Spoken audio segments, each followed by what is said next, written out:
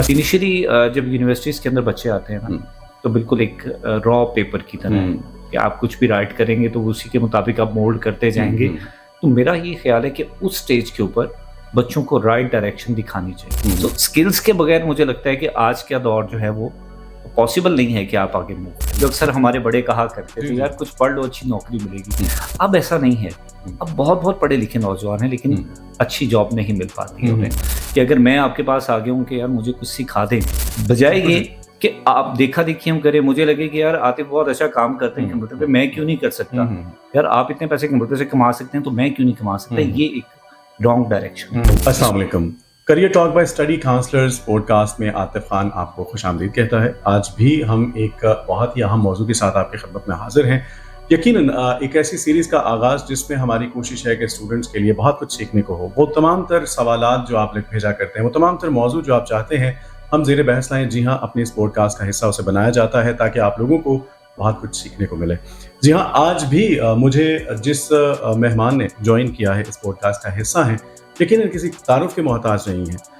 हमें काफ़ी अरसा इकट्ठे काम करने का मौका भी मिला और करीब से जब आप किसी इंसान को जानते हैं और उसे मदऊ करते हैं, इसके पीछे बड़ी वजह यही होती है कि आप जानते हैं, उसकी खुसूसियात से वाकिफ़ होते हैं। आपको पता है उस इंसान के अंदर कितनी एबिलिटीज़ हैं। वो इंसान जो है एक ऐसी ख़ास तौर पे ख़िदमात जो है वो अंजाम देते आ रहे हों कि जिसमें स्टूडेंट्स की ही हमेशा जो है वो फ्यूचर को लेके उनको कुछ ना कुछ ऐसा सिखाया जाता रहा, एक ऐसी डायरेक्शन दिखाई जाती रही।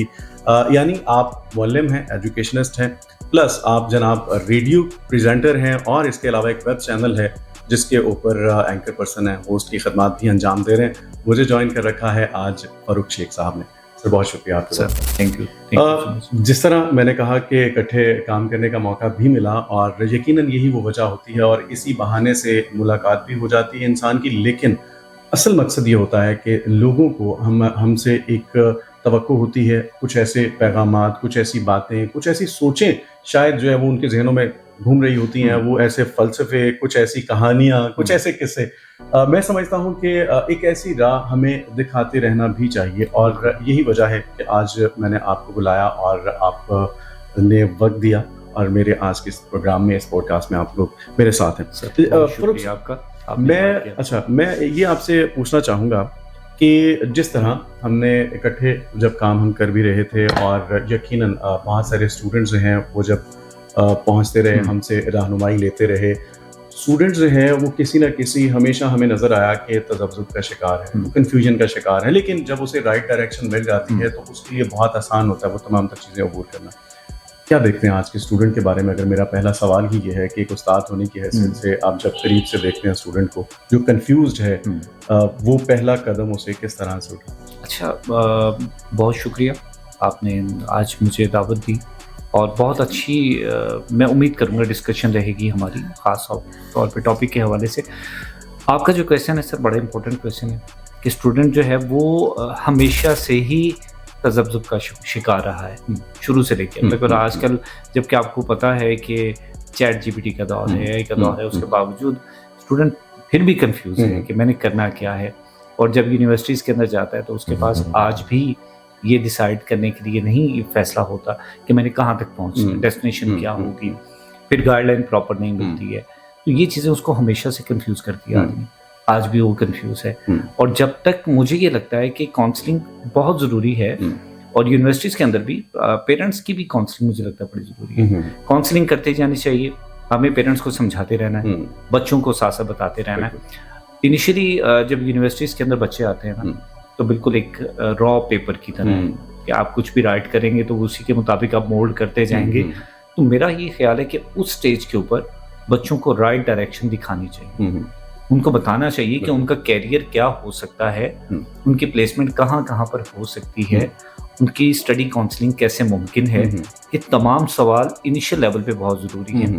अनफॉर्चुनेटली होता ये है कि जब बच्चा थोड़ा सा आगे चला जाता है तो फिर उसके पास बहुत सारी ऑप्शंस होती हैं, लेकिन उसके साथ साथ उसका मैच्योरिटी फैक्टर भी चेंज हो चुका होता है, तो वो जल्दी चीज़ों को एक्सेप्ट नहीं कर पाता है, एक्सेप्टेबिलिटी नहीं आती उसके पास, तो इसलिए वो कंफ्यूज होता है। तो जब तक ये कंफ्यूजन इब्तदाई तौर पर हम कवर नहीं करेंगे, बच्चे को नहीं बताएंगे कि उसने जब एडमिशन लिया तो किस सोच के साथ आगे चलना है, उसकी इम्पोर्टेंस उसको पता होनी चाहिए। उसको पता होना चाहिए कि मेरा विजन क्या है और मैंने फोकस्ड कैसे रहना है। जब आपके सामने 10 चीज़ें हैं तो आपको पता ही नहीं, आप चलते जा रहे हैं, तो आपने पहली पे जाना है या तीसरी पे जाना है, आप डिसाइड नहीं कर पाएंगे। और सर यही कन्फ्यूजन जो है ये बच्चों को अभी तक ख़राब करती है। बिल्कुल ऐसा है, लेकिन आप क्या देखते हैं, जिस तरह आपने बड़ी खूबसूरत बात कही कि यकीनन उसको कवर भी करना चाहिए आगाज़ ही में, अगर इन चीज़ों का हमें पता चल रहा है उस कन्फ्यूजन के बारे में। अच्छा, बाज़ों का तो ये पता नहीं चलता होगा कि स्टूडेंट कंफ्यूज है क्यों। इस वजह को जान लेने के बाद जो है वो आपको समझ भी आ जाती है और आप उसे कोई रास्ता दिखा भी देते हैं।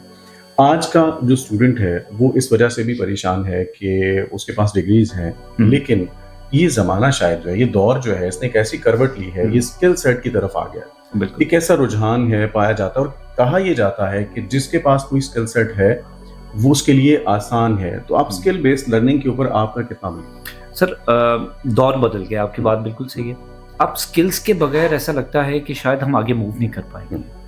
अब एक हद होती है, अब मैक्सिमम करते करते करते स्टेज तक आ चुके हैं कि आपकी रवायती तालीम ने हाथ खड़े कर दिए।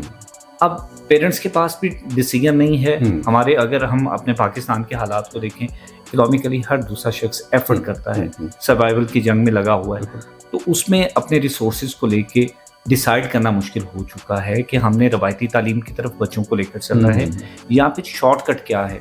शॉर्टकट में आपके पास सबसे पहली ऑप्शन आती है स्किल्स की, कि बच्चे को की अच्छी सी स्किल सिखाएं, और जो बहुत ज़रूरी है।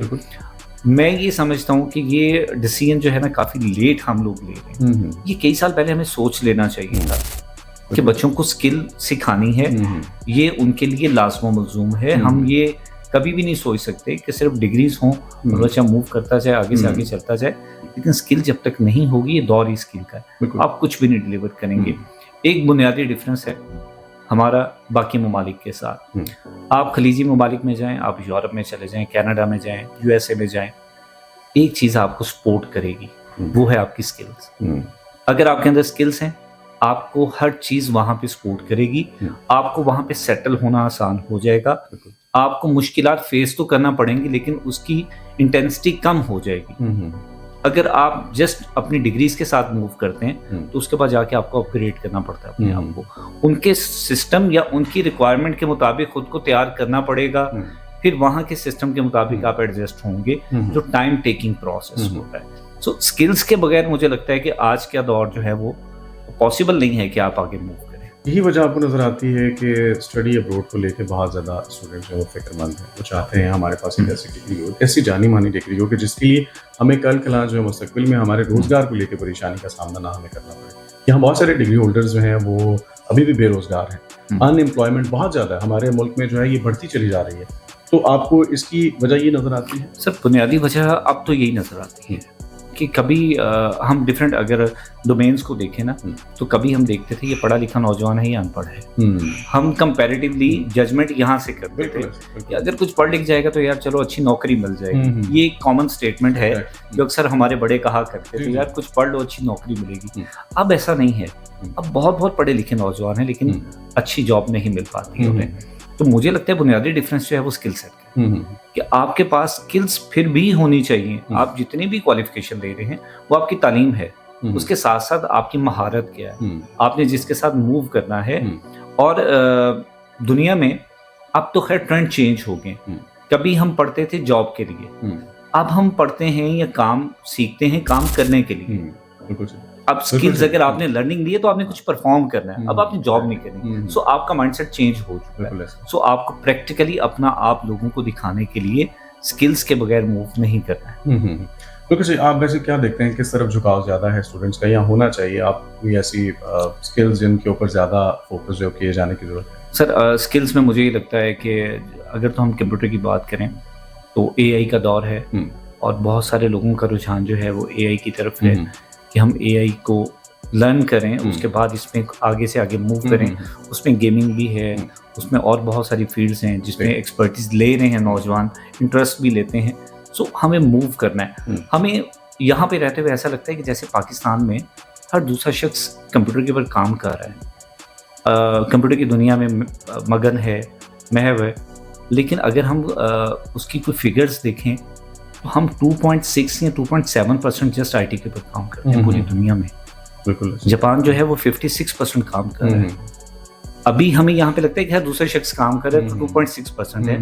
तो जब तक हम 56% तक जाएंगे या 50% तक जाते हैं, ये बात कहाँ से कहाँ तक जा सकती है। सो आईटी का दौर है, कंप्यूटर का दौर है, स्किल सेट का दौर है, लोग स्किल्स में भी इसको फ्रंट पे लेते हैं। लेकिन यहाँ पर भी वही पहला क्वेश्चन हमारा वापस आता है, हमारा विजन क्लियर नहीं है। सर दुनिया बहुत बड़ी है, करना क्या है हम ये डिसाइड ही नहीं कर पाते।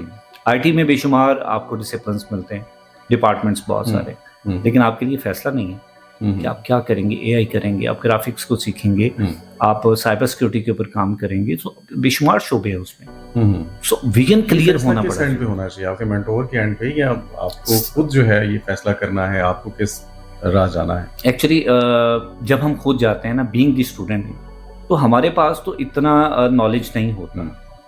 जो फ्रैंकली आपको बताऊं कि अगर मैं आपके पास आ गया हूँ कि यार मुझे कुछ सिखा दें, मैं तो बिल्कुल रॉ हूँ, मुझे तो पता ही नहीं कि मैंने क्या सीखना है। सर मुझे आईटी में कुछ भी सिखा दें, मुझे एक्सपर्टीज चाहिए। तो एक्सपर्टीज क्या चाहिए मुझे ऑप्शंस बताएंगे, उनमें से जो चीज़ मुझे थोड़ी सी अट्रैक्ट कर रही होगी, मैं इस चीज़ को साइड पे रख के सोचूंगा कि ये पता नहीं मेरा बैकग्राउंड इससे मिलता है या नहीं मिलता है, फिर भी मैं अपने इंटरेस्ट को देखते हुए आपको कह दूंगा यार मुझे ये चीज़ करवा दें। तो इस वजह से हम रॉन्ग डायरेक्शन में जाते हैं। सो ये बिल्कुल वैसे ही है जैसे हम मैट्रिक करते हैं साइंस के साथ, एफएससी में फिर साइंस पढ़ते हैं, फिर मेडिकल के लिए आगे चले जाते हैं, एमबीबीएस के लिए। सो आपकी बेस बनी होती है। आपने कंप्यूटर की दुनिया में आना है तो आप अपना इंटरेस्ट देखें, अपनी बेस देखें, अपनी कंप्यूटर लिटरेसी देखें, अपना एरिया ऑफ इंटरेस्ट देखें, उसके बाद उसको मूव करें कि हमारा ये एरिया है और हम इस फील्ड में फिट बैठते हैं। बजाय ये कि आप देखा देखी हम करें, मुझे लगे कि यार आतिफ बहुत अच्छा काम करते हैं कंप्यूटर पे, मैं क्यों नहीं कर सकता, यार आप इतने पैसे कंप्यूटर से कमा सकते हैं तो मैं क्यों नहीं कमा सकता। ये एक रॉन्ग डायरेक्शन, इसको गलत कंसिडर करना चाहिए। की भी आपको बहुत ज़रूरत है, आप कहाँ अच्छे हैं उसके ऊपर काम करते हुए आपको जब अपने लिए बेहतरी लेके आनी है। वो तमाम स्टूडेंट्स जो अभी भी स्ट्रगल कर रहे हैं, जिनको कुछ समझ नहीं है, बिल्कुल ब्लैंक है, या फिर जिनको ये समझ नहीं आती कि बाकी में हमें स्किल सेट की तरफ ही आ जाना चाहिए, एजुकेशन को भी गैर ज़रूरी समझने लग गए हैं। उनको लगता है कि ये डिग्रीज जो हैं इनकी कोई वक़्त नहीं रहेगी। चूँकि हम स्किल सेट की अगर हम बात कर रहे हैं तो स्किल बेस्ड लर्निंग जो है इसका रुझान तो पाया जाता है, मगर इसकी वजह से डिग्रीज जो है उसकी वक़्त जो है वो आपको मांग पड़ती नज़र आती है। सर डिग्री की अहमियत आते भाई कभी भी ख़त्म नहीं हो सकती, ये तो बात लिखी पड़ी है। तालीम जो हमारी डिग्रियों का सिस्टम है ये अपनी जगह पर बरकरार रहेगा, अहमियत रखता है। ना सिर्फ हमारे यहाँ पाकिस्तान में, दुनिया में कहीं चले जाएं डिग्री अपनी अहमियत रखती है। हाँ, वक्ती तौर पर एक चीज़ ओवरलैप आपको कर गई है और वो आपकी टेक्निकल एजुकेशन है या फिर स्किल सेट है, वो थोड़ा सा आपको ओवरलैप कर रहा है। उसकी रीज़न ये है कि हमारे पास शॉर्ट टर्म में डिसीजन ये है कि ऑप्शन में प्रायोरिटी पे ये चीज़ आती है कि हम स्किल सेट सीखें। हमारे रिसोर्सेज इजाज़त नहीं दे रहे हमें। सो जिस दिन हमें हमारे रिसोर्सेज इजाज़त देना शुरू कर देंगे, हमारे पास चॉइसेस ओपन हो जाएंगी, हम वापस अपनी डोमेन को डिसाइड करेंगे कि हमें डिग्री को भी करना है, हमें स्किल्स को भी सीखना है। फिर हम चॉइस में ये नहीं करेंगे कि 2 साल की डिग्री नहीं चाहिए, हमें 6 माह के लिए डिप्लोमा चाहिए। फिर हमारे लिए फैसला करना आसान हो जाएगा। एग्जैक्टली। अच्छा, इस तमाम तर गुफ्तगू के अंदर मैं जो समझ पाया हूँ कि आपको जो है वो डिग्री भी आपके पास होनी चाहिए, मगर आपको स्किल सेट के ऊपर भी काम करना है अगर आप चाहते हैं बेहतर रोज़गार के आपको मौके मिले। लेकिन मैं आखिर में आपसे ये ज़रूर जानना चाहूँगा कि आप क्या देखते हैं एक इंसान जिसने कोई भी स्किल सेट ले ली है और वो उसी के ऊपर इत्तफा करके बैठ जाए, वो सोच ले कि बस मेरे लिए काफ़ी है, या फिर आप इतनी तेज़ी देख रहे हैं कि उसे हर लम्हा कुछ ना कुछ सीखते रहने के ऊपर बिलीव रखना चाहिए? सर जिद्दत की दुनिया, जब दुनिया बदल गई है तो हमें वक्त के साथ अपने आप को बदलना है। बजाय ये कि आप एक मिठाई की दुकान खोल के डिफरेंट फ्लेवर्स अपने पास इकट्ठे करें, आप किसी एक चीज़ को लें और उसी को इम्प्रूव करते जाएं, उसमें इनोवेशन लाते जाएं, वो आपकी डेवलपमेंट है, वो प्रोग्रेस है। अगर आप मुख्तलिफ चीज़ें इकट्ठी करेंगे, मैं जैसे अभी आपसे बात कर रहा हूँ कि आईटी की दुनिया बहुत बड़ी है, तो मुझे ग्राफिक्स भी सीखना है, मुझे एसईओ के ऊपर भी काम करना है, मुझे एआई को भी लर्न करना है, तो मैं तमाम चीज़ें सीखने के बाद डिसाइड नहीं कर पाऊंगा कि मैंने किस में मूव करना है, मेरा कैरियर किस में हो सकता है। सो अगर मैं किसी एक को चूज़ करूंगा, उसके बाद उसकी इनोवेशंस के ऊपर काम करूंगा, वक्त के साथ साथ जो डेवलपमेंट पूरी दुनिया में आ रही है मैं अपने आप को उसके लिए तैयार करूंगा, तो मुझे लगता है कि मैं बहुत बेहतर परफॉर्म करूँगा। बिल्कुल सही हो गया। बहुत-बहुत शुक्रिया आपके वक़्त का। सर, यकीनन उस पार जितने लोग थे, आज की इस वीडियो में बहुत कुछ था आपके लिए सीखने के लिए और अपने तमाम तर जो वो लोग जिनसे आपको तवक्को है या आप चाहते हैं कि उन तक भी ये पैगाम पहुँचे, ज़रूर शेयर कीजिएगा, लाइक कीजिएगा। हो सके तो अगर कुछ पूछना चाहें तो कमेंट भी ज़रूर कर दीजिएगा। आने वाली वीडियोज़ में आपके तमाम तर सवालों को भी शामिल करेंगे और जिस मौज़ू पे आप चाहते हैं हम बात करें, उसे भी ज़रूर शामिल किया जाएगा। आज के लिए इतना ही। आतिफ़ खान को दीजिए इजाज़त। खुदा हाफ़िज़।